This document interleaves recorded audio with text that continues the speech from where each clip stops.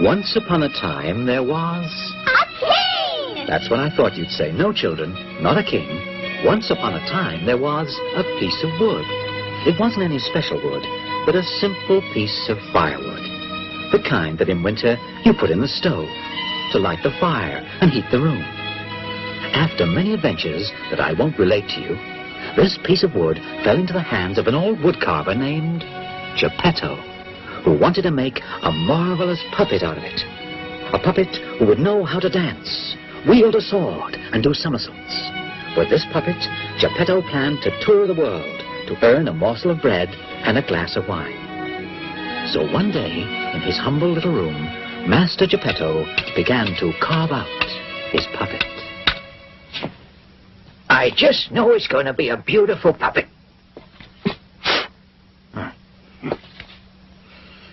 What name should I give to him? Let's see now. How about Pinocchio? Yes, Pinocchio. It's such a beautiful name. And I think it'll bring him good luck. The head is just about finished. A final touch to the nose. There, it's done now. Oh, what's going on? Why, it's impossible. If I weren't seeing it with my own eyes, I wouldn't believe it. Well, I'll have to take care of that.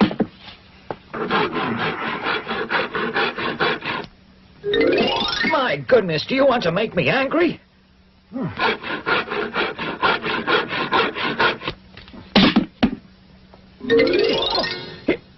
Why, you're an ugly and disrespectful nose. You listen carefully now. You grow just one more time, and I'll leave you long like that.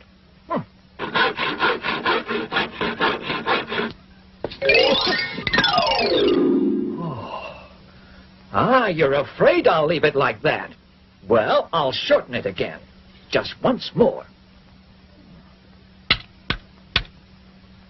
Well, I think that's it. Yes, now the mouth's done. There. Hey, stop laughing, do you hear? Oh, stop that laughing, I said. Oh, you really are a little scoundrel. I haven't even finished you yet, and you've already begun to be disrespectful to your father. You know that's very bad. Bad.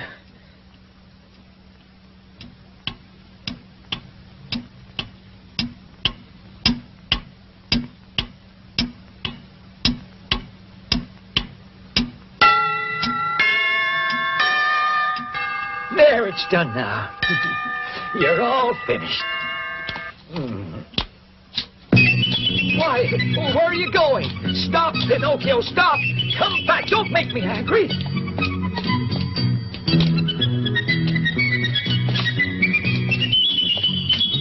Pinocchio, come back here!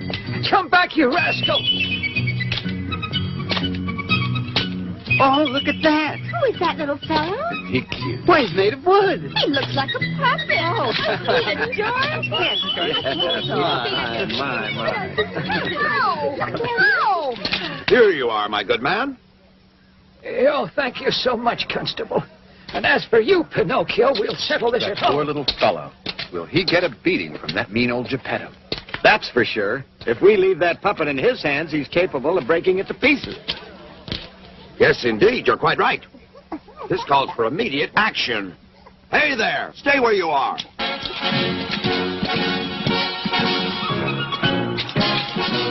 You, young fellow, off you go. As for you, Master Geppetto, aren't you ashamed to treat young children like that?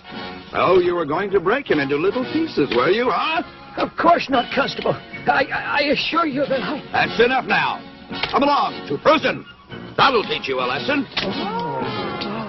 So while poor Geppetto was taken to prison, the naughty Pinocchio, not knowing where to go, went back home.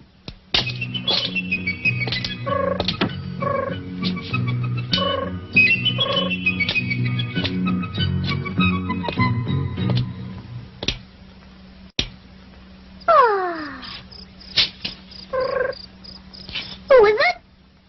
It's me. I'm the talking cricket. I've lived in this room here for over 100 years now. Well, from now on,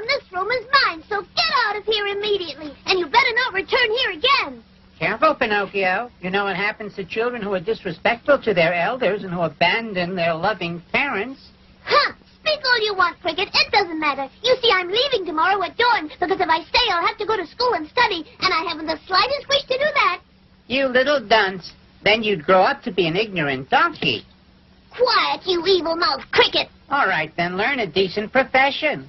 You know what I say to that? The only profession I want to learn is eating and drinking and sleeping from morning to night. For your information, those idiots who only follow that profession always finish up in the hospital or in prison. Watch out, Cricket. You'll be in trouble if I lose my temper. Oh, poor little puppet. I'm so sorry for you. It's obvious that you only have a head made of wood. Oh, yes? Well, have this then. That's made of wood, too. After this evil deed, Pinocchio began to feel hungry. And so he started to look for something to eat. He turned the whole house upside down, but was unable to find even a scrap of food. And the more he looked, the hungrier he became. What a predicament.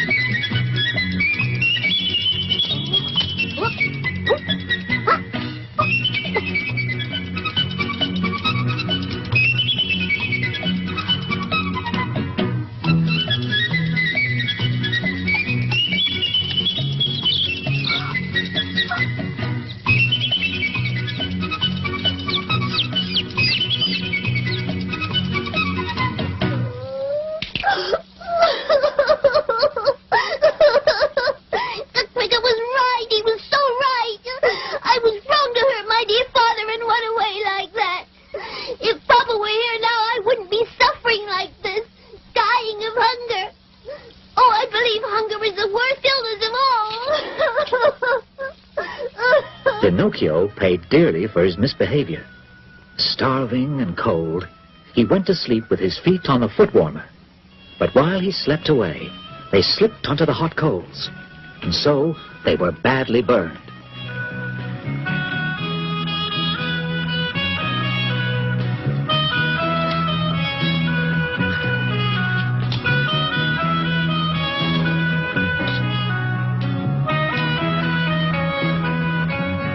Fortunately, the next day, Geppetto was released from prison, and he was able to return home. Seeing Pinocchio in such a sad state, he naturally forgave him. Geppetto gave him something to eat, and made him beautiful new feet. Then he even made him some handsome new clothes out of paper. Yes, the clothes suit you very well. Thank you, Papa. To pay you back, I promise to become a good boy. I will learn a trade and then become the staff you will lean on in your old age. But to start off, I want to enroll in school right away. Good boy, Pinocchio. But to go to school, I must have one important thing. And what's that? Why, I need a spelling book. Yes, you're right. How are we going to get one for you? It's very easy. You go to a bookshop and buy one. Yes. And the money? I don't have any. Well, neither do I. Wait, I have an idea. But,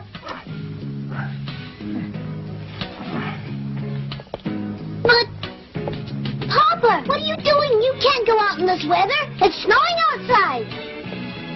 It's snowing out there, Papa. Yes, I know. But I'll be right back. Don't you worry.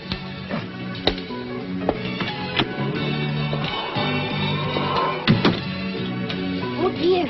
Poor old Papa. I wonder where he's gone to. He went out in this freezing weather. He might catch pneumonia.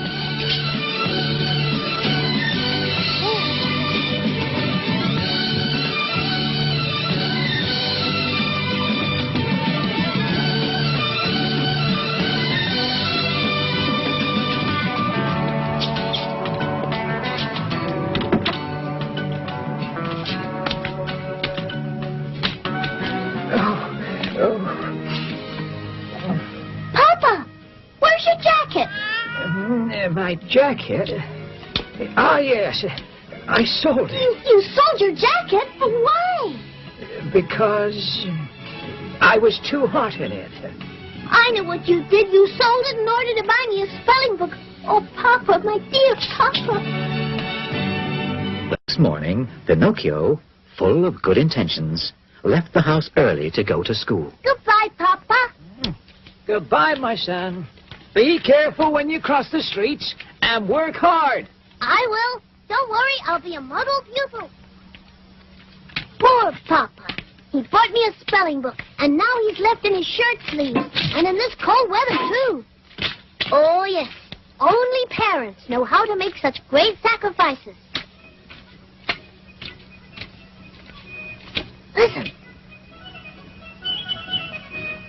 What's that music?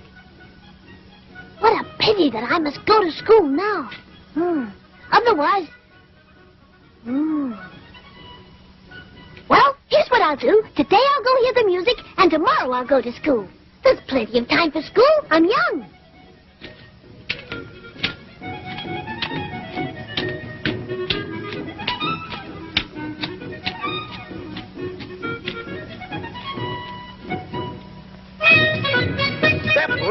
Step right up for the greatest show on earth. The greatest dancers, the greatest musicians, the greatest acrobats, the greatest crowd. You will laugh, you will cry. Yes, you will see the 7 wonders of the world. The greatest show on earth.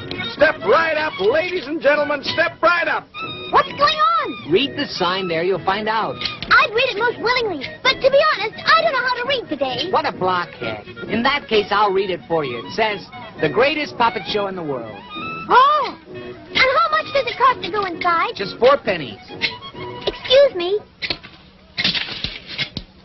Would you lend me 4 pennies till tomorrow? I would most willingly, but to be honest, I can't lend any money today.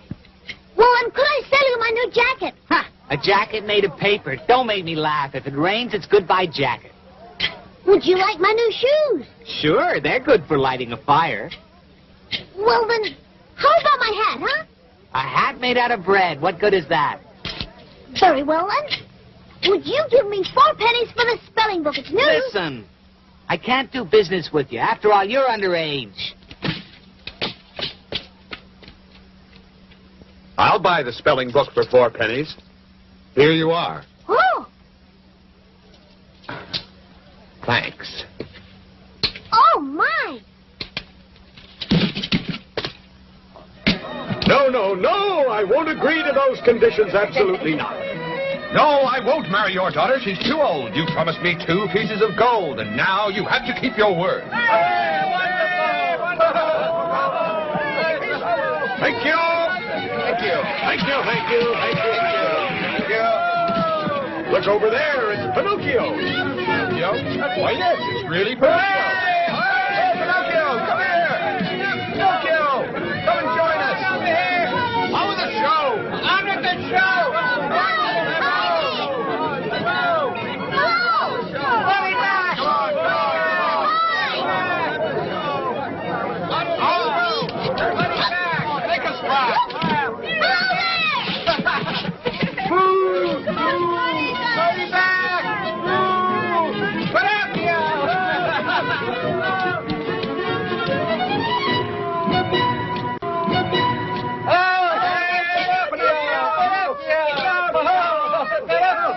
Nonsense, you hear? What's all this uproar about, huh? Harlequin, he's coming. Oh, dear. The fire eater. The fire eater. Oh! Why did you come here and create such a disturbance in my theater? Answer me. I didn't do anything, oh kind sir. I didn't do anything. Please don't... That's enough. If my eyes don't deceive me, you're made of wood, aren't you?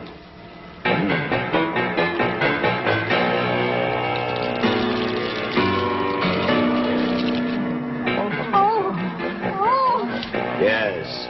No doubt if I threw you into the fire, it'll make a nice flame to finish cooking the roast on. Oh, no. Throw him into the fire. Do that. Oh, please don't do that. He's our friend. Throw him into the fire. No! No! Oh, no! Oh, Papa, please come and save me! Oh, please! Oh, Papa! Oh, no, I don't want to die! Oh, no, have pity! Shoot! That's a good sign, Pinocchio. The master of the show, the fire eater, has sneezed, and that means that he's beginning to feel a little bit sorry for you. Yes, it's true. The fire eater's very strange sometimes. Instead of crying when he's sad, he sneezes. So now you're safe. Yes. Oh, yes. Will you stop that moaning and groaning? Your tears have gone straight to my stomach, and now I'm so hungry I could eat God bless you, kind sir.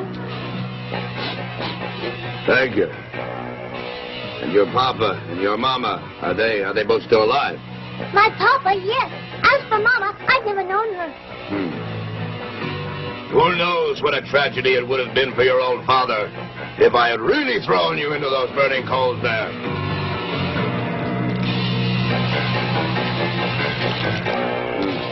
Poor old fellow. I feel sorry for him. Achoo! God bless you. Thank you. However, you ought to feel sorry for me, too, because I haven't any more wood to finish roasting that mutton. Wait a second. That means that instead of you, I'll have to burn one of the other puppets in my company.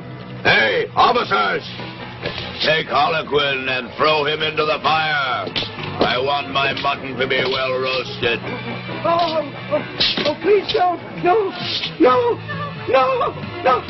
Have pity, Mr. Fire Eater. How dare you call me mister? Please have mercy, Your Honor. How dare you call me your honor? Please have pity, Your Excellency. How dare you call me your excellency? Have pity, Your Highness. Oh, that's better. What do you want?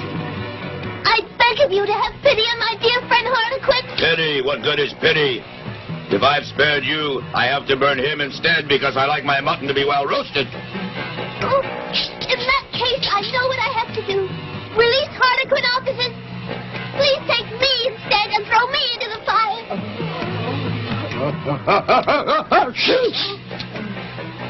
You're a fine boy, a fine boy. Come here and give me a kiss. Then you will spare Harlequin? Oh, yes. I'll spare you. Now, don't worry. This evening, I will eat the mutton only half cooked. Silence! Now then, tell me, what does your father do for a living? He's a woodcarver. Does he earn lots of money? He earns so much that he's never with a penny in his pocket. Imagine, in order to buy me a spelling book for school, he had to sell his jacket in freezing weather. The poor devil. I really feel sorry for the fellow. Here then, take these 5 gold pieces. Go and give them to your father. And also give him my best regards. Ooh, thank you, Your Highness. After having thanked the fire eater, Pinocchio set out for home. But on the way, he unfortunately met 2 scoundrels. A cat, who pretended to be blind, accompanied by a wolf, who pretended that he was lame. Oh, kind sirs, have you by any chance seen my father? Yes. And what was he doing? Why, he was working in his shirt sleeves and shivering with cold. Oh, poor Papa. But he won't shiver anymore because I've become a wealthy gentleman, you see. A wealthy gentleman? You? He's a wealthy gentleman, you hear that? There's no reason to laugh. I'm terribly sorry to make your mouths water. But these, in case you've never seen any, are 5 pieces of gold. Beautiful. Yes. Beautiful indeed. Tell me, how would you like to double them? Double them? Mm-hmm. What do you mean? Well, it's very simple. Of those 5 miserable little gold coins, you could make 100, 1,000, 2,000. I would like that very much indeed. But how is it done? Well, it's really very simple. Instead of returning to your home right now, you have to come along with us.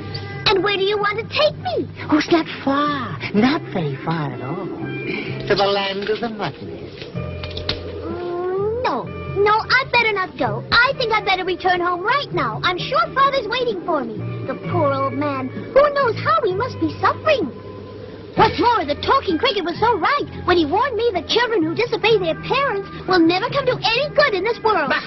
In that case, then so much the worse for you. So much the worse for you. Those 5 gold pieces of yours between this morning and tomorrow could turn into 2,000. 2,000.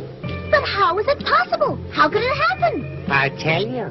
You see, I'm sure you must know that in the country of the Muttonheads, there's a beautiful field that is named the Field of Miracles. Of miracles. And you dig a small hole in the field. You bury, for example, one of your gold coins. Gold Then you coins. cover up the little hole and sprinkle it with water. Then you put over it a piece of salt. And then you go off very calmly to sleep. Calmly to sleep. And then the following morning, what do you find there? What do you find there?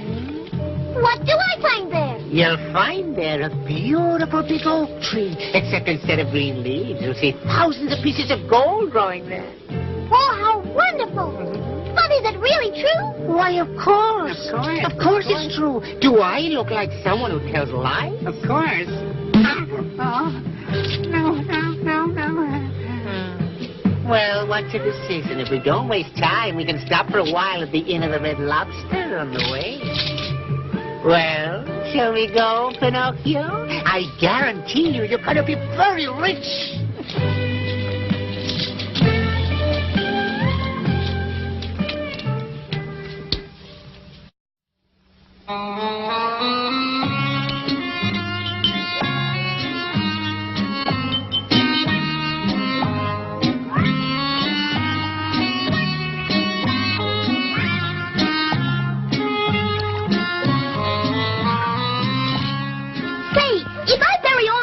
The Field of Miracles, how many will I find there the following day? That's easy. It's very simple. Supposing that every one of your gold coins makes 500 gold coins, multiply the 500 by 5, and in the morning you'll find exactly 2,500 gold coins, all bright and shiny. Oh, that's a real miracle. I want to divide it fairly with you. I'll first take 2,000 for me, and I'll give you the other 500. For us? Oh, no. No, heaven forbid. Heaven forbid. You see, we don't work for our private interest. We only work to make our dear friends wealthy. Yes, our friends. Oh, really? You're both the kindest people I've ever known. I'll never know how to thank you. You really think so? No, please, you're exaggerating. You're exaggerating. Oh, waiter! What would you gentlemen like? We want 2 of your finest rooms. One for Master Pinocchio and the other for me and my companion. Before we start out again, I think we should have a little stew. But please don't forget, my friend, at exactly midnight we would like to be awakened to proceed on our journey. Is that clear? Yes, gentlemen, I'll awaken you. Good. And now, to bed. To bed.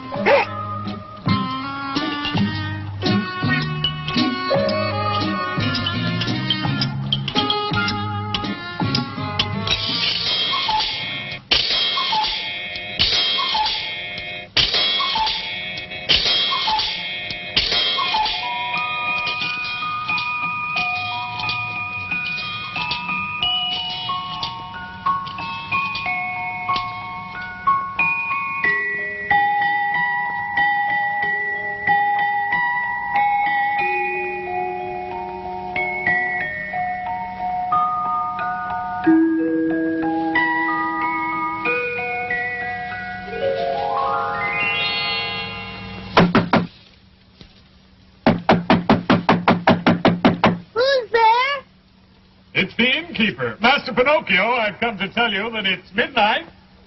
Oh, thank you. My 2 friends, are they up already? I'll say they left 2 hours ago. They left? Why did they leave in such a hurry?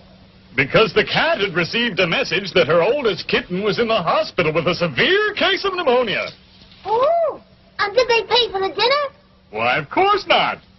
They're both much too polite to insult your excellency in such a way. What a pity. Because the insult would have been much more convenient.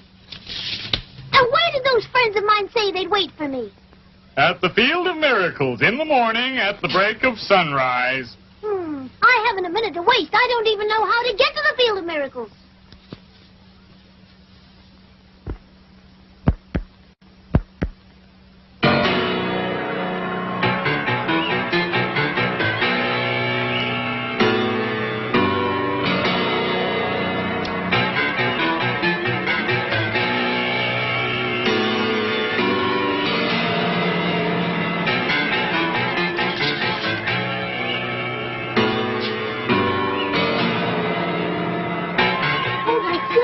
Someone there! Who is there? Who is there?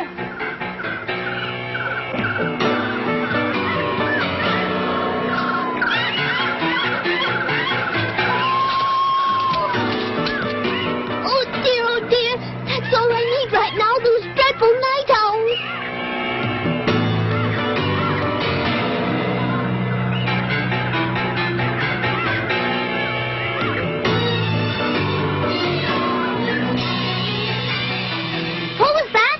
I am the ghost of the talking cricket. The ghost of the talking cricket? And what do you want with me? To give you some advice. Turn back right now and take the money you have left to your poor old father, who cries day and night and despairs of ever seeing you again. Listen, Cricket. Tomorrow my father will be very wealthy because these 4 pieces of gold here are going to turn into 2,000. Oh, no. Don't you believe it, my boy. Those who promise to make you rich overnight are usually madmen, or even worse, swindlers. Pay no attention to them. Turn back. No, I want to go on. The night is very dark. I want to go on just the same. The road is very dangerous. That doesn't frighten me. Remember this, that children who always want to do everything their own way will sooner or later come to regret it. It's the same old story. Well, good night, Cricket. Goodbye, Pinocchio, and may heaven protect you from highway robbers and assassins. Oh, it's really very dark out, but I don't mind. I'm not at all frightened. I don't believe that nonsense about assassins. Assassins, indeed. They're all stories to frighten little children who want to go out alone at night. And besides, even if I did meet up with assassins, I'd look them in the eye and I'd say, Mr. Assassin, what do you want from me? That'll show them all right, that they can't joke with me. They'll go about their own business and leave me alone. I can just see them now. A few strong words and those assassins will run off fast enough. And if by chance those assassins are so impolite that they refuse to leave me alone, well then, I'll make quick work of them right then and there. Ah! Woo!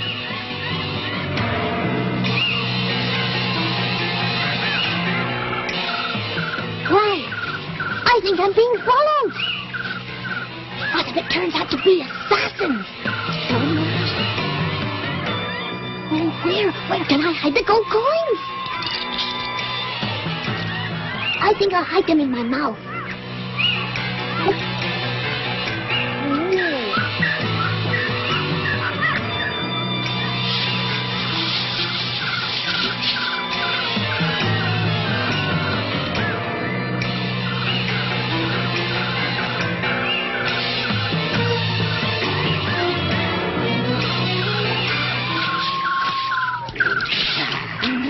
Your money or your life? Or your life? Give us your money or you're dead. Or you're dead. After we murdered you, we're going to murder your father. Your father. No, not my poor father, no. So you're hiding them in your mouth, eh? Spit them out! Spit them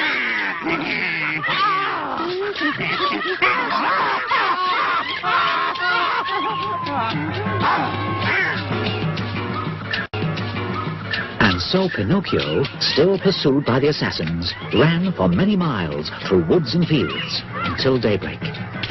Of course, he was not familiar with that part of the country, so he raced in one direction, then another. He even retraced his steps and ran in circles to try to lose his pursuers. But no matter which way he ran, they were hot on his heels until the following morning.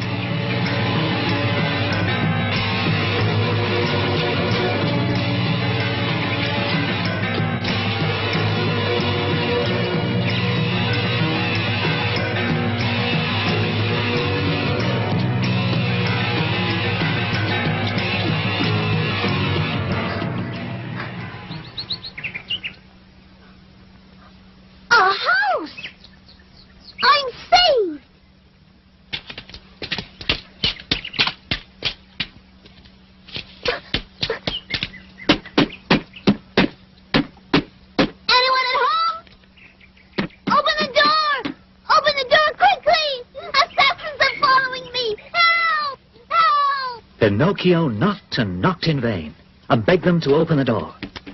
The fairy with the dark blue hair, who lived in the house, wanted to punish Pinocchio for his mischievousness and disobedience. So Pinocchio was caught again by the robbers, who, to make him open his mouth, hung him from the highest branch of a big oak tree which was nearby. Meanwhile, a violent wind from the north had arisen, which, blowing and bellowing angrily, swung the poor puppet back and forth, just like the clapper of a bell ringing for a celebration. Pinocchio, by now, felt himself near his end. But the fairy with the dark blue hair took pity on him and decided to save him, and had him carried inside her house.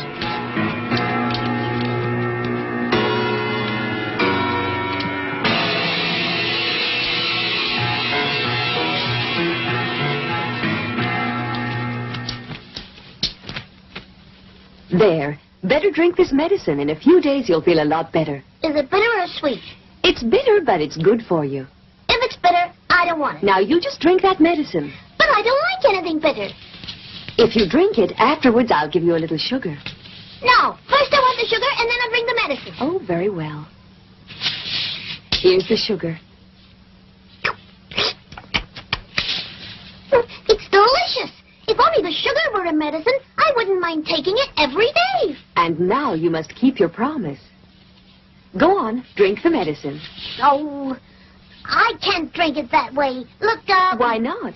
Because that cushion on my knee is bothering me. Oh, really? All right. There, it's gone now. Oh, it's no use. I just can't drink this medicine. Now, what else is bothering you? The door of the room there is open. Oh, yes? There, see how I try to please you? I simply can't drink this medicine. No, and no. If you don't drink it, you will die. Aren't you afraid of dying? I think I would rather die than drink that medicine. All right, if that's how it is. Ooh.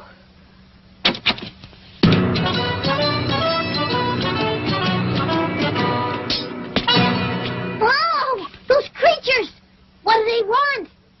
We've come to take you away with us. Take me away? But why? I'm not dead yet. It's just a matter of time. Without the medicine, in a few minutes, you'll be dead for sure. Oh, fairy godmother, where's the medicine? Please give it to me. I don't want to die now. Oh, please, I'll drink it all down. Oh. They're going away. The rabbits are going away. Oh, little fairy, the rabbits have gone away now. And I'm completely cured. Look. Look. After having taken the medicine, Pinocchio was totally cured, and began to tell the fairy with the blue hair all his horrible adventures. Needless to say, he made them sound even more horrible than they were, by exaggerating a great deal. Those two assassins hung me upside down from a tree to steal the 4 gold pieces I had left. Poor little Pinocchio. Now tell me, what have you done with those 4 gold pieces? Why, I lost them all. Oh, I see. And where? In the woods just near here. Oh, is that so? But on second thought, maybe I swallowed them down with the medicine. Why, look. Why, are you laughing? I'm laughing at the heaps of lies you've been telling. And how do you know I've been telling you heaps of lies? Well, it's very simple. Lies are very easy to recognize because there are two kinds of lies. There are lies that have short legs and lies that have long noses. And yours, it's very obvious, are the kind that have long noses. Forgive me, please, Fairy Godmother. I won't tell you lies anymore. I beg you, please, make this big nose of mine go away, and I'll be good. I promise you, honest. Very well. I'll forgive you for telling lies this time. But I'm warning you, I don't want to hear any more lies. Understand? Yes, little fairy, I won't lie anymore. Never, never, never.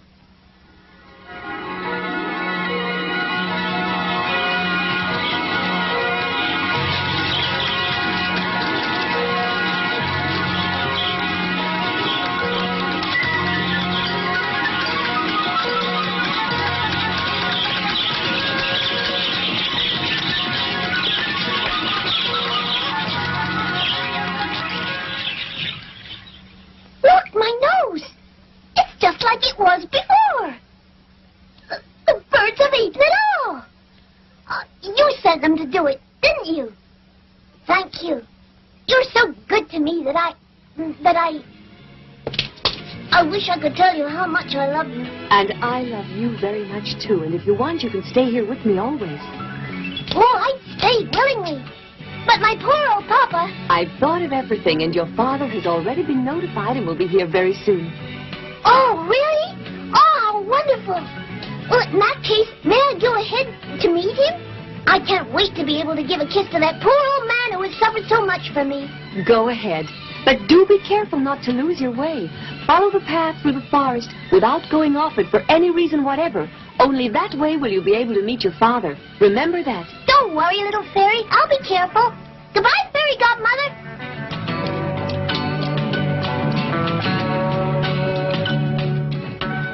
But of course, as you can imagine, Pinocchio did not keep his promise. He went off the path through the forest to take a shortcut. And so, instead of meeting his father, Geppetto, he met once again the cat and the wolf. Oh, our dear friend Pinocchio, what brings you here? What brings him here? Well, it's a very long story, my friend. I'll tell it to you some other day. Right now, I have to go and meet my father, Geppetto, who's on his way here. And where are your pieces of gold? Oh, they're still here in my pocket, except for the one that I spent at the Inn of the Red Lobster. And to think that instead of 4 miserable little coins, tomorrow you could easily have more than 1,000, maybe 2,000. Why don't you listen to my good advice? Why don't you go and plant them in the field of miracles? I can't this morning. I'll do it another day. Oh, another day would be much too late. Yes, much too late. Why? Because, you see, that field has been bought by a very powerful lord, and starting tomorrow, no one will be able to get permission to plant their coins there. Well, in that case, then, tell me, is it very far to the Field of Miracles? Oh, no, it's close by. It's right here on the outskirts of the village of Martinhead. Of Muttonhead. Well, of course, if another day would be too late, then, in that case, let's go there right away. It just means I'll see my father when I come back to the house of the Blue Fairy.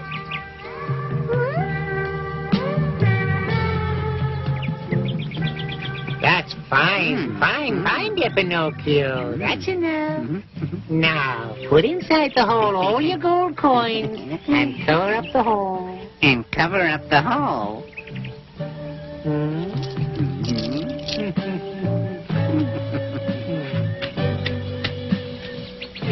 Is that all right? Perfect, yes. Perfect. Why, I tell you, it's a regular work of art. A work of art. Well, and now what do we do? Dear little Pinocchio, there's nothing to do now but wait. Each of us goes about his own business in his own little way. Then all you do is come back here in about 20 minutes, and you'll find that all the branches are full of pieces of gold. Full of pieces of gold. Oh, really? How wonderful! Then I'll give you each a present. Oh, no, we don't want any presents, no, because it's enough for us to have taught you the way to get rich without any effort, and that gives us all the presents we want. Goodbye, Pinocchio. Goodbye, Pinocchio. Goodbye, dear friends, goodbye, and may heaven repay Pinocchio went off to the nearby village and began to count the minutes impatiently.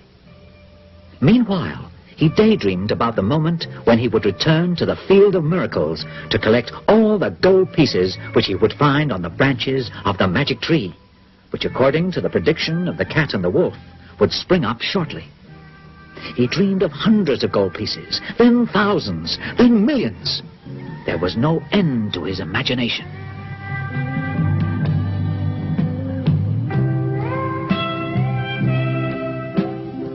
Oh, dear. When you're in a hurry, time never seems to pass. What's the matter? In a little while, I'll be very rich. Who knows how many gold coins I'll find there? And if instead of 2,000, I were to find 5,000, or even 100,000, I'd be the richest man on earth. I could then buy a great palace, thousands of toys, a cellar full of wines, and a big cupboard stuffed full of goodies, custard pies, chocolate cakes, and cream puffs.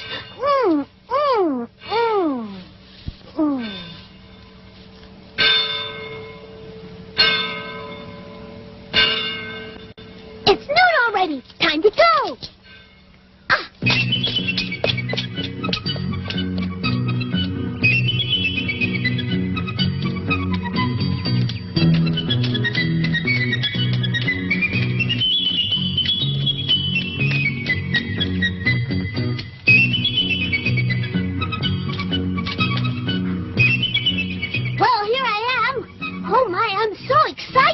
Who knows how much gold I'll find? Now, courage. Oh! Is it possible that the magic tree hasn't sprouted the money yet?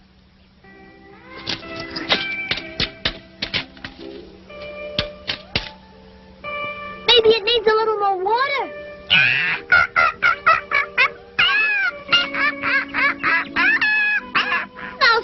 You disrespectful creature, may I ask what you're laughing at? I'm laughing at those muttonheads who believe all the nonsense they're told and who are cheated.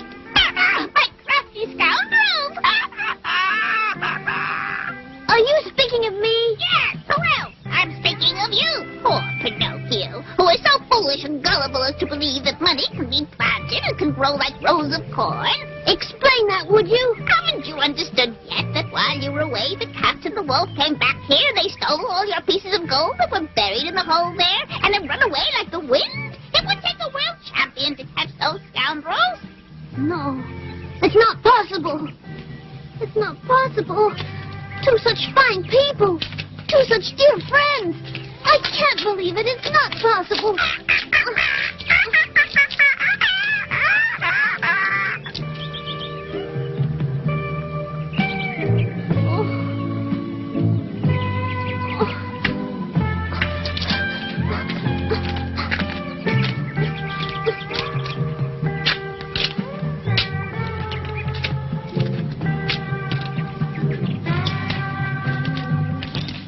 Not here. My money isn't here anymore. They've cheated me out of all I had. After having been robbed because he refused to listen to the good advice of the talking cricket, Pinocchio had several other dreadful adventures. And in the end, tired and discouraged, he decided to go back to the Blue Fairy to ask her forgiveness. But an ugly surprise awaited him.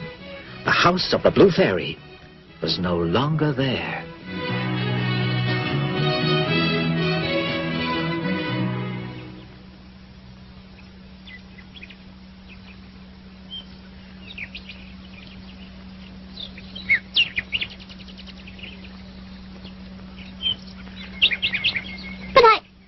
But I know it was here. The house was right over here. Is it possible it's not here anymore? Little fairy! Little fairy! Oh! Oh! Here lies the fairy with the blue hair. She died of sorrow after being abandoned by Pinocchio.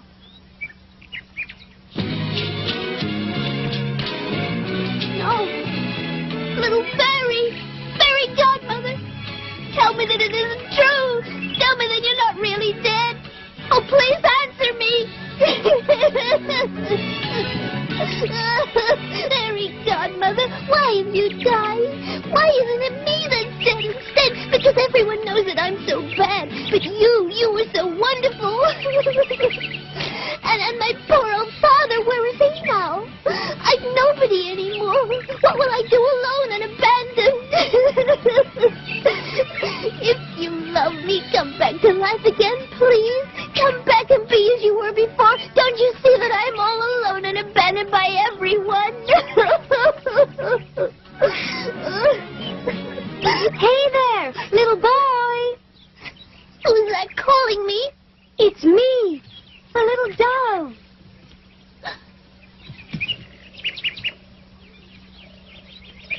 Tell me, have you by chance among your acquaintances a little puppet named Pinocchio? Pinocchio? You said Pinocchio? But I am Pinocchio. Then no doubt you also know Geppetto. Oh, why, of course I do. Geppetto's my father. But tell me, have you any news? Is Geppetto alive? Did he speak about me? Oh, please answer me for pity's sake. I left him just 3 days ago along the beach. Geppetto was building a little boat to go search for you across the ocean. Oh, my poor papa. Tell me, how far away from here is that beach? Oh, over 1,000 miles. 1,000 miles. Oh, if only I could buy a pair of wings like yours. If you like, I could take you over there. Oh, but how? You could ride on my back. Are you very heavy? Heavy? Me? No, not at all. I'm as light as a feather. And so the dove, with Pinocchio riding on her back, flew all day and night. And they crossed many countries, where people spoke many different languages. But Pinocchio was too distressed to show interest in them. Finally, as dawn broke, the dove set Pinocchio down on a rock right on the shore. Unfortunately, Geppetto had already set sail in his tiny boat, while a storm rose furiously over the sea.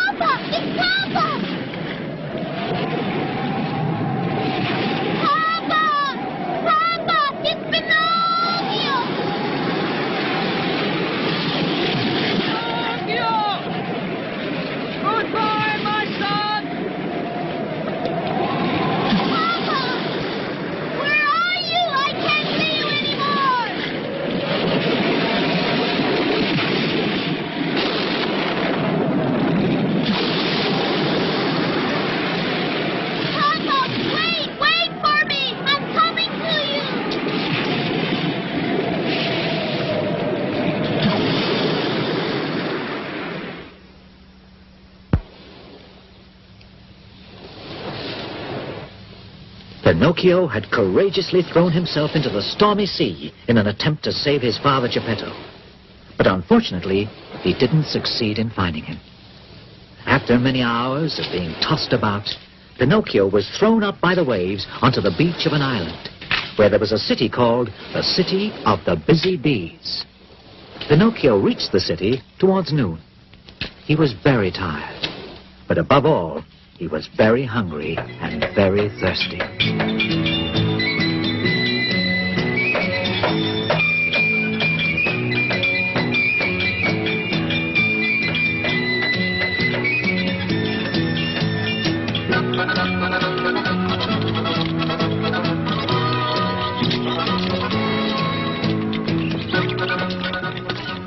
Excuse me, dear lady, could I possibly have a drink of that water? Why, of course. Have all you like. Oh, thank you.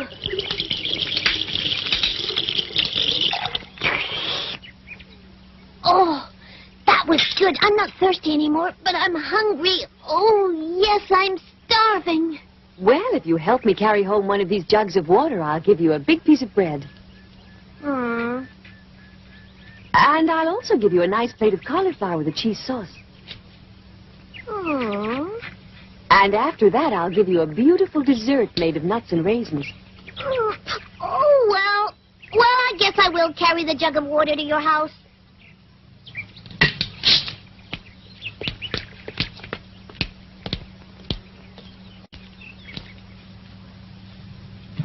Oh, now then, did you enjoy the meal I gave you? I'll say. It was as delicious as the meals that were made for me by... Oh. Why, what are you staring at? It's your hair. It's your hair. It's dark blue. Yes, unusual, isn't it? Yeah. You look like... You remind me of... Oh, yes, the same voice and the same dark blue hair, even the face. You're just like her. Oh, little fairy, my fairy godmother, you, I know it. Oh, don't make me cry anymore. If you only knew how much I've cried.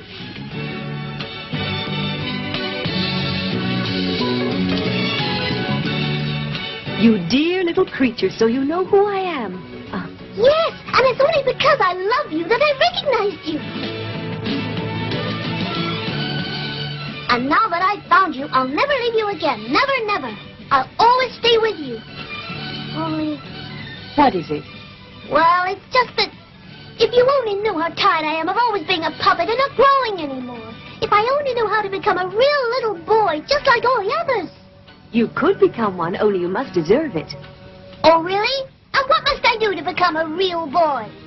You would have to learn to behave like a good little boy. Oh, that's easy. I can behave if I want to. It's not that easy. To begin with, a good little boy is very obedient. Yes, I am disobedient, it's true. And then good little boys always tell the truth. Whereas you... Well, I do tell white lies now and then. And good boys must be willing to go to school. Oh, but school gives me a headache. I find it so boring. Oh, all right. From now on, I'll change my ways. You promise? Yes, I promised you. But I'm only doing it for you and for my father. He wanted that so badly, the poor old man. Where can he be right now? Ah, who knows? Do you think that I'll be able to see him again one day? Of course. Of course. One day you're sure to see him again. Do you really mean it? Oh, thank you, little fairy. You're so good to me, almost like a real mother. May I call you Mama? Why, yes, of course, little puppet. Mama. Oh, so it wasn't really true that you were dead. It doesn't seem so. If you only knew how sad I was when I read Here Lies... I know. It's because of your true feelings that I forgave you and wanted you to find me. And it's because of that, from now on, I'll be your mother. Oh, how wonderful! Pinocchio started out to keep his promises. He went to school and became the best pupil in the class. Unfortunately, however, one day he let himself be persuaded by some of his schoolmates to play truant. And during a quarrel, one of them was hurt. Pinocchio tried to help him, while the others ran away. Two policemen who were passing, thinking it was Pinocchio who had hurt the boy, arrested him. Pinocchio succeeded in escaping, but the policeman had him followed by a ferocious bulldog called Alidoro.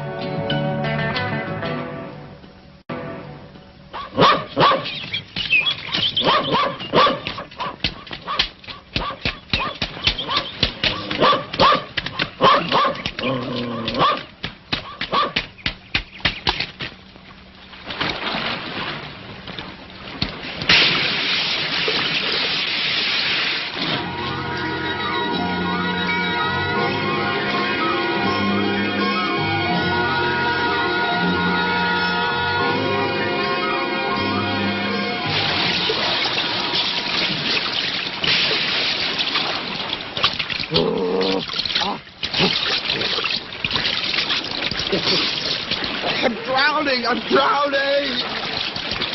I'm drowning! Well, it serves you right, you dreadful beast. Oh, help me! Oh, Pinocchio! Don't let me drown like this! Save me, please! Well, if I save you, do you promise me not to run after me anymore? Yes! I promise you! Don't let me drown!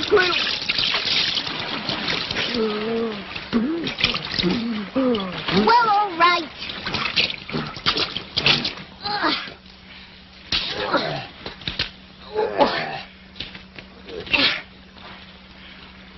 There you are.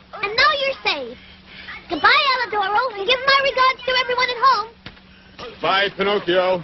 And thank you. You saved my life. And in this world, one good turn deserves another. You'll see, at the very first opportunity, I'll pay you back for what you did.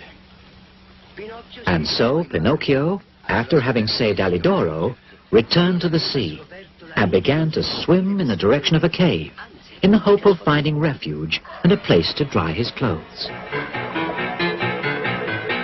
Now, let's have a look and see what kind of fish I've managed to catch today. These whitings are very good indeed. Oh, wonderful, lovely little sardines. Ooh, why? And what kind of fish can this be? Please let me go, sir.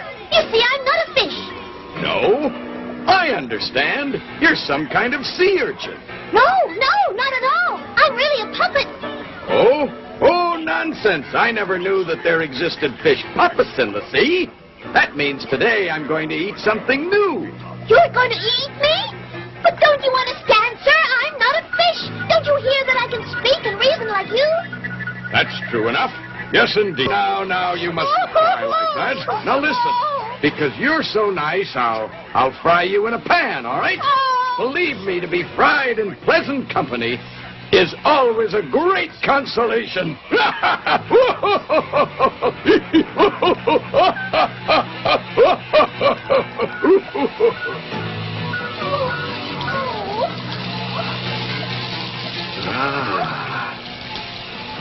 You're afraid, huh? There, you'll see it'll all be over in a couple of minutes. What's that? Oh, that smells delicious. Oh, may I please have a taste of what you're frying? I haven't eaten for days.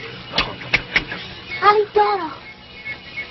Go away, you ugly creature. There's nothing here for you. Alidoro! Help me, please! You must save me or I'm fried! Yo? What are you doing here?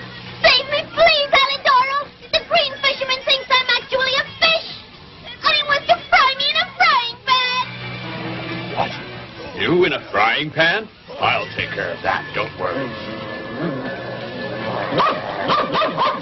Go away, you wretched beast! Go away, I said!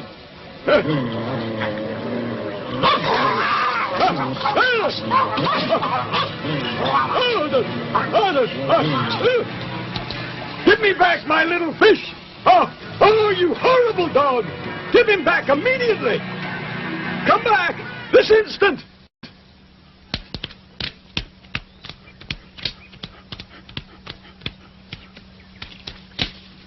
Oh, Alidoro, my friend, I can never thank you enough. Well, didn't you save me? And one good turn deserves another. But how did it happen? You were in the cave. It's simple. After you left me there on the beach, more dead than alive, the wind brought me such a lovely odor of frying fish, and it gave me such a great appetite that I had to follow it. It's just as well, too, because if I'd come there a minute later... Don't even think about it. I would certainly be all fried, eaten, and digested now. After this unpleasant adventure, Pinocchio returned once again to the Blue Fairy to ask her forgiveness, as fairies always forgive. He promised not to displease her again, and studied so hard that he again became the best pupil in the whole school. The Blue Fairy was so happy with him that she decided to give him some wonderful news. The next day, he was finally to become a real boy. And to celebrate the event, there was to be a big party with hot chocolate and whipped cream and slices of bread buttered on top, underneath, and even on the sides. Pinocchio went off around the town to invite his schoolmates. In particular, he wanted to invite one of his friends called Lucignolo, whom he was very fond of.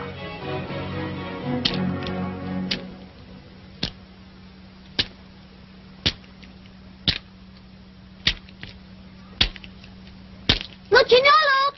What is it? If you only knew how I've searched for you. What are you doing here at this hour and so far from your house? I'm waiting for midnight so I can leave. Oh, and where are you going? Far away. Well, it's lucky that I found you. Do you know the great news? Tomorrow I stop being a wooden puppet and become a real little boy like you. Congratulations. To celebrate, I'm giving a party. I'll expect you then for lunch at noon at my house. No, I can't. I told you I have to leave in a little while. But where are you going? To the most beautiful country in the world. It's really fantastic. Good heavens. And what's that wonderful country called? Everyone calls it simply Toyland. Why don't you come with me? Me? No, I couldn't. Well, you're making a big mistake. Where can you find a country better than that? There aren't any schools or any teachers or books. I tell you, you'll never have to study. But then what is one supposed to do all day long in a country like Toyland? What a stupid question. We play with our toys from morning till night.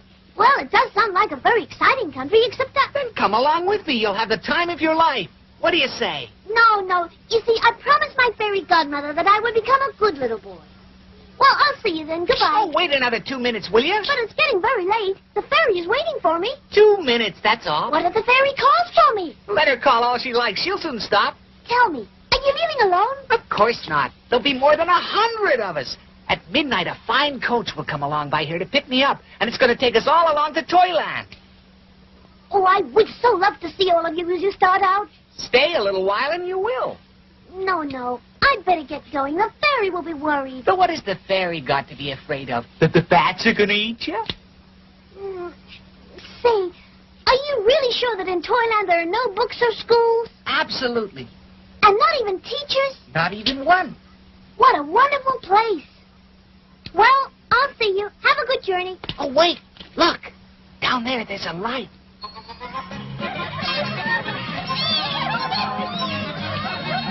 Do you hear that? That's the coach that's coming to take me to Toyland. Now, do you want to come, yes or no? Make up your mind. But is it really true that in Toyland you don't ever have to study? No, never, I told you. Oh, how wonderful. Oh, what a great place. Come on, let's go.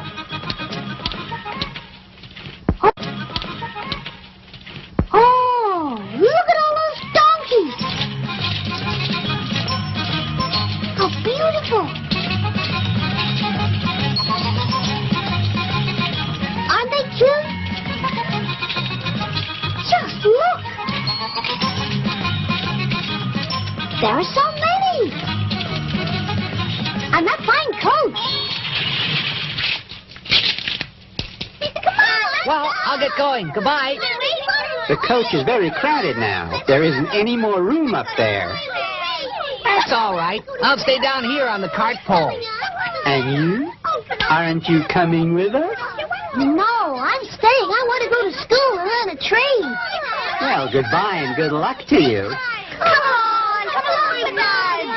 Come on, Pinocchio, hop on. You'll never get another chance like this in your whole life. Don't make us beg you. But what will the blue fairy say? Listen, will you make up your mind? Are you coming or not? If you want to join us, you have to decide right now. And if not, goodbye. Oh, very well, I'll go with you. There's no room up here. Where are you going to sit? Right on one of the donkeys. Alley-oop. Come on, let's go.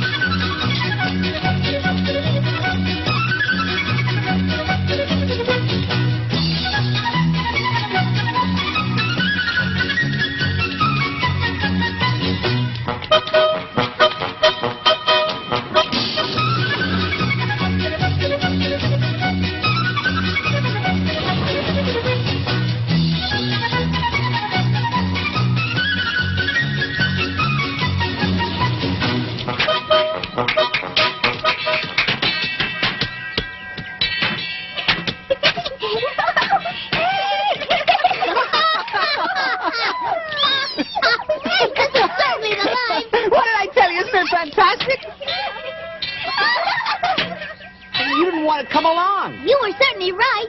And to think that my school teacher always said to me, don't go around with that imbecile Lucignolo because he's a very bad companion and can only show you how to get into mischief. He never liked me because I talked in class, but I'm very generous and I forgive him. What a kind soul. You really are worthy of my affection and friendship. Wow.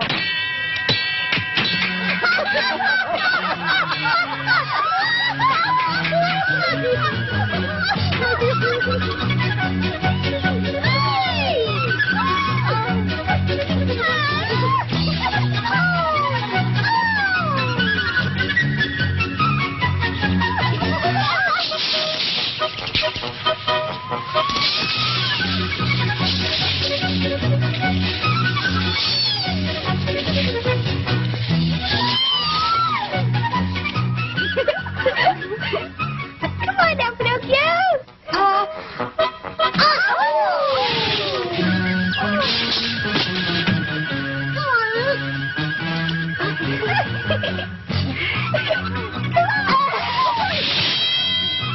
This beautiful dream world lasted for 4 months, during which Pinocchio and Lucignolo couldn't have enjoyed themselves more.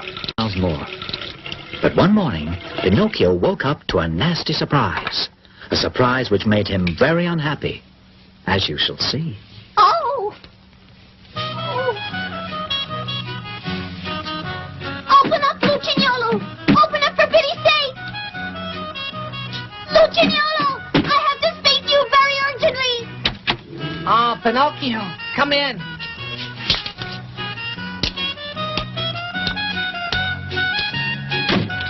Well, what is it? Tell me, do you feel well? Me? Yes, I feel wonderful. But are you really sure? Of course. Why should I tell you one thing if I mean another? Well, in that case, I'd like to know why you're wearing that silly thing on your head. Well, you see, it's like this. The doctor thought I ought to wear it because I hurt my knee. But anyway, why are you wearing that silly thing on your head? Me? Oh, yes. Because the doctor said that I ought to wear it because I had hurt the left toe. Listen, Lucignolo, would you answer me one question? Have you ever suffered from an illness of your ears? Never. And you? Well, you see, this morning I've had to tell you the honest truth, I've had a pain in my ears. Well, me, I tell you the truth. I have a pain in my ears, too. Listen, would you do me a favor? Could I just have a look at your ears? Of course you can. But first of all, you have to let me look at yours. No. First I want to look at your ears and... No, nothing doing. First I see yours or nothing. Oh, very well. Let's do it this way. I'll count to 3, and then at the count of 3, we'll both take our hats off together. Agreed? Very well, I agree. All right. Are you ready? Yes, I'm ready. 1, 2, 3. Lucignolo! Pinocchio! If you could see your ears, they're just like donkey's ears. You do! They're so long! You know what you look like. You look to me like a little jackass. And you do! To me, you look like the winner of a long-ear contest.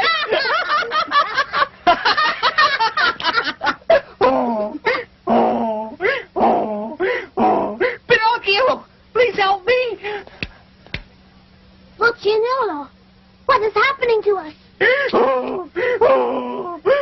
My legs! I can't stand straight on my legs.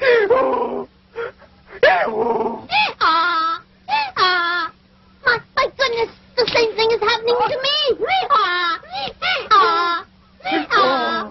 Oh, Blueberry, oh, Papa dear, what's happening to me?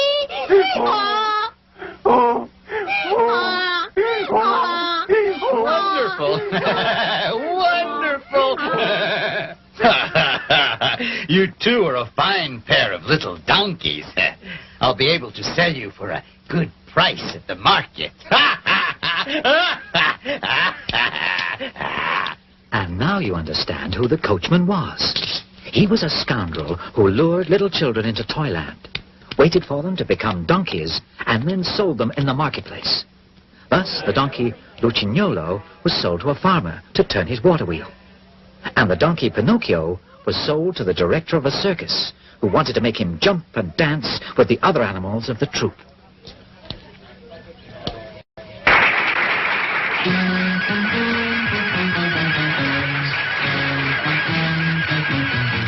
Thank you. And now our trained donkey Pinocchio is going to jump through the circle.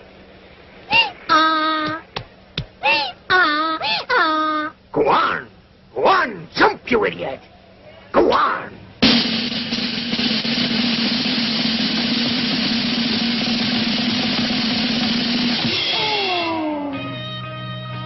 So much for Pinocchio's circus career. The accident left the donkey Pinocchio lame. And so he was sold to a maker of drums, who wanted to drown him in order to remove his skin and make a drum out of it.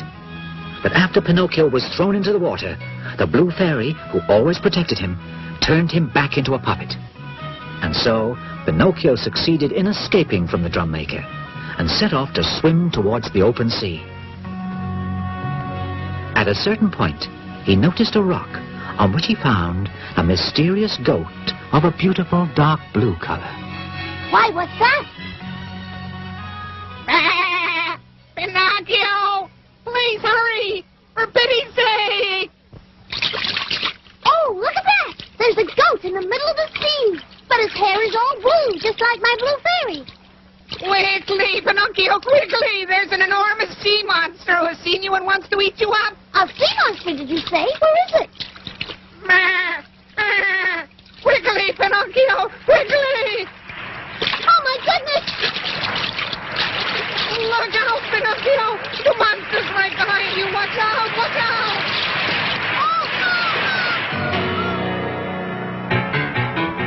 Oh, my goodness! How dark it is inside here! I must really be inside the belly of that terrible sea monster! Help! Help! Isn't there anyone who can come and rescue me? Who do you think can rescue you, you silly fellow? Who said that? I said it. A poor tuna fish who was swallowed by the sea monster, the same as you. And what kind of fish are you? I'm not any kind of a fish. I'm really a puppet. But tell me, what can we do to save ourselves? What do you expect us to do then? Unfortunately, there's nothing we can do except wait patiently until the sea monster has eaten us and completely digested us. But I don't want to wait until I'm digested. Well, I don't want to either. But you see, I'm being very philosophical. And I believe that when you're born a tuna fish, it's more dignified to die in water than in frying oil, isn't it? Yes, but I want to try to get out of here. I must get out of here, I tell you. Well, try to escape if you can. Oh, down there. Look, I think I see a light. Yes, you're right. What do you think it could be? Well, no doubt it's another poor victim of the sea monster, and he's waiting just like us to be eaten and digested. Listen, excuse me for leaving you, but I want to see what that light is. You never know. Goodbye, tuna fish. Goodbye, puppet, and may luck be with you.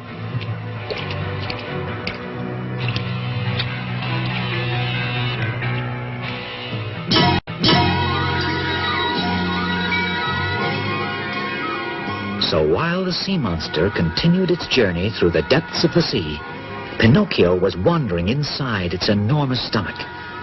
And finally, after a long while, he reached the place from which the light was coming. You will never guess whom he saw there.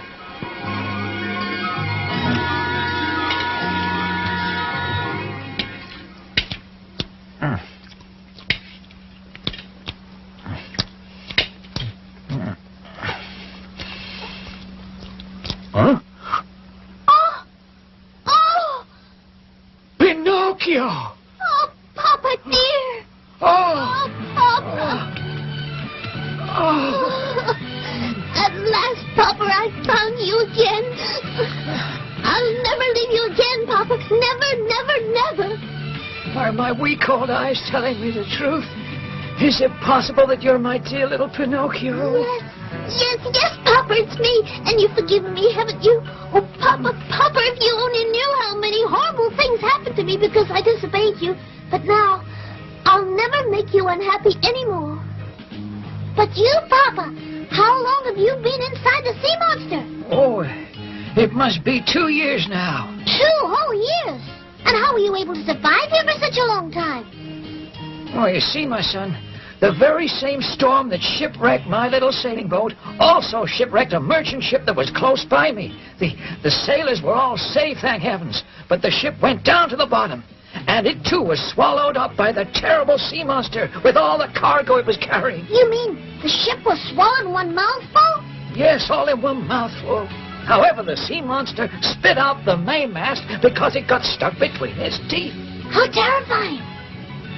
But fortunately, inside the merchant ship was all you could ask for. Cases of biscuits, bottles of wine, all sorts of cheeses, and so many other things, including candles and boxes of matches. But now we've reached the end of the supplies. All we have left is this little piece of candle. And when it's all burned out, we'll be left completely in the dark. Well, then, Papa, there's no time to lose. We must escape. Escape, you say? But how? We'll work our way up to the mouth of the sea monster and jump into the sea. Oh, Pinocchio, that's all right for you because you're made of wood, but I don't know how to swim, and I'll sink right to the bottom. Don't worry, Papa. You can get up on my shoulders, and I'll carry you to safety. Hurry, we better go now. But you think it's possible? We'll never make it. In that case, Papa, we'll at least have the consolation of dying together.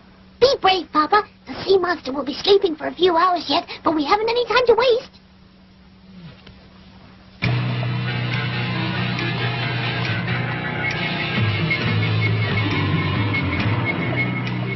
In the middle of the night, while the sea monster was sleeping on the surface of the water with its mouth open because it suffered from asthma, Pinocchio and Geppetto succeeded in escaping by jumping into the sea. And luckily, by following their example, the tuna fish that Pinocchio had met inside the sea monster also succeeded in escaping. And with his help, they managed to reach the shore safe and sound. When Pinocchio and Geppetto reached land, it was already day. They set off in search of someone who might offer them a crust of bread and a place where they could sleep. Don't despair, Papa. You'll see. Somebody will give us shelter. Pinocchio, my dear old friend. My dear old friend. Well, who do I see? Oh, Pinocchio, give a little charity to two poor wretched invalids. Wretched invalids? Serves you right, you imposters. You cheated me once, but I'll tell you, you're not going to cheat me anymore. Believe us, Pinocchio. Today we really are poor and sick and tired. Have mercy on us. Have mercy on us. If you are poor, then you deserve to be. Remember the old proverb that says, stolen money will never bear fruit. Oh, please, please have pity on us. Please don't abandon us. Oh, please don't abandon us. Goodbye, you two thieves. And just you remember the other proverb that says, he who steals the jacket from his neighbor usually dies without even a shirt.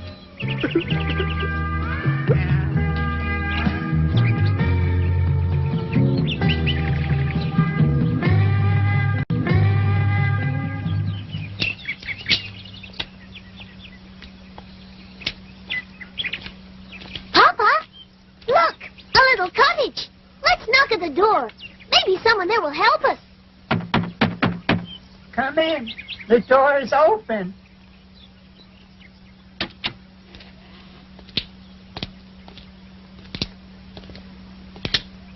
But there's no one here. But I'm positive I heard a voice. Hello there? Isn't anyone here? I'm up here, Pinocchio.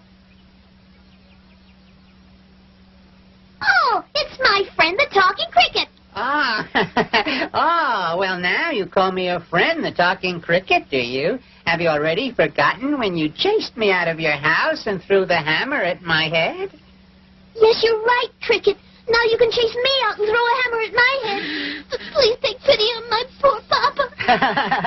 I will take pity on your poor father and also on his son. But I wanted to remind you of your cruel behavior and let it serve as a lesson and teach you that whenever you're able, you must be courteous and considerate of others. If you expect to receive the same courtesy and consideration, especially in your hours of great need. Oh, yes, you're so right, little Cricket. And I'll keep that lesson in mind forever. Thanks to the little talking cricket, who was the owner of the little cottage, Pinocchio was able to settle down well and prepare a bed for his tired old father. Later, Pinocchio, in order to get Geppetto a glass of milk, thought of going to visit a farmer. Well, now, how much do you want? Just one glassful. Well, a whole glass full of milk costs a penny. Give me the penny and I'll give you the milk. Oh, but I haven't any money at all. Well, my fine little friend, if that's the case and you have no money, you have no milk either. Oh, dear. Now, wait a second. Let's see if we can work this out. Do you feel like turning the water wheel? I don't know. What is it? There it is. It's used for bringing up the water for watering the vegetables. Except the donkey that was doing that work is very sick and going to die. A poor creature. All right, now. Are you willing to do it? Well, I can try. You've got nothing to lose, and if you succeed in bringing up 100 buckets of water, I'll give you a glass full of milk to reward you. 100? Pinocchio, full of goodwill, set himself to turn the water wheel with all his might, and finally managed to bring up the 100 buckets of water.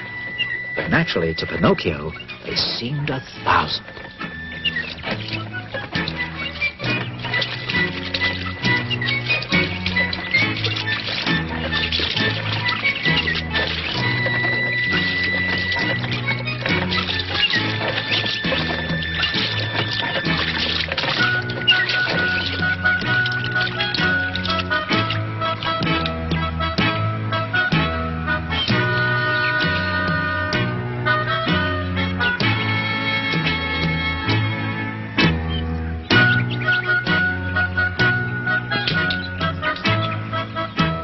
Donkey there. I've the feeling that I recognize it.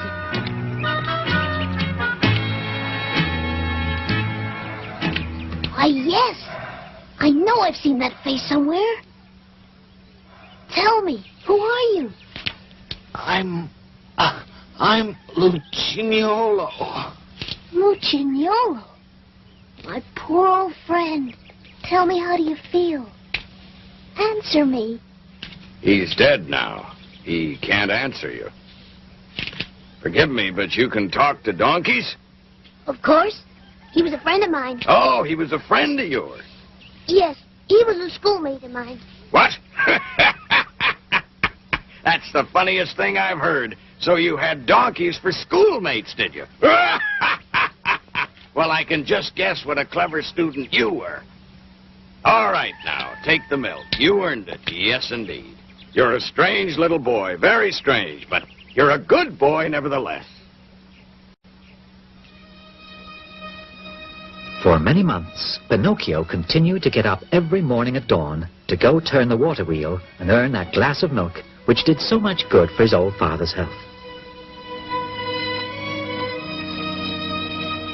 Then he learned to make beautiful baskets of reeds, which he sold. And with the money he earned, he bought all the things he and his poor father needed.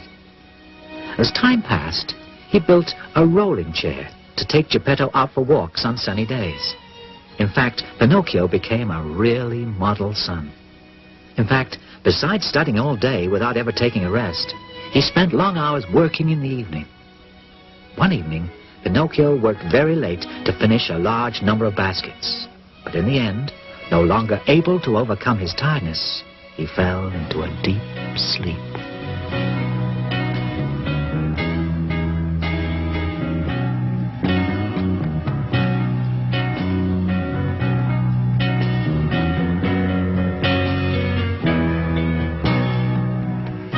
My dear Pinocchio, my good Pinocchio, well done.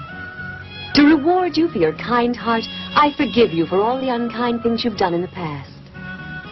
Children who work hard and help their tired, aging parents in their illnesses and in their unhappiness always deserve great praise and great affection.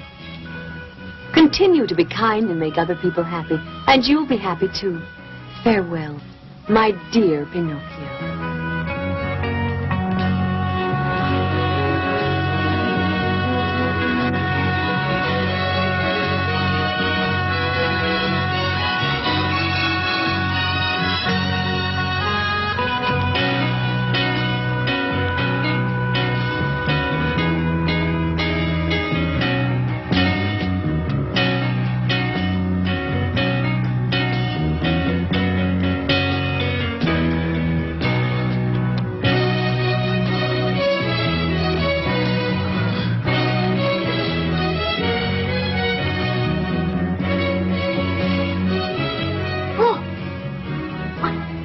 it wasn't a dream. Oh, I have become a boy, a real boy.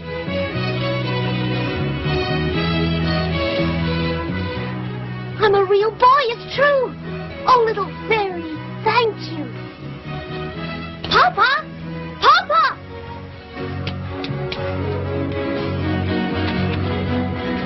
Oh. Papa. Papa. My little son? Oh, my little Pinocchio. Why, Papa, you're all cured now. You look so well. You even seem to be 20 years younger. And just look how many changes there are in the house. It's not a cottage anymore. And all thanks to you, my son. It was your goodness and also your hard work that brought about these changes. Oh, Papa, I don't deserve all that. Papa, where is the old wooden Pinocchio gone to end his days? Would you like to see him? Oh, yes, I would. There he is. You mean that was me? Oh, my goodness, how funny looking I was. Yes, it's true, you were funny looking. But I always loved you no matter how you looked. You see, when you truly love someone, the way they look isn't so important. Yes, you're so right, Papa dear. And so ends the story of Pinocchio the puppet. And so begins the story of Pinocchio the boy.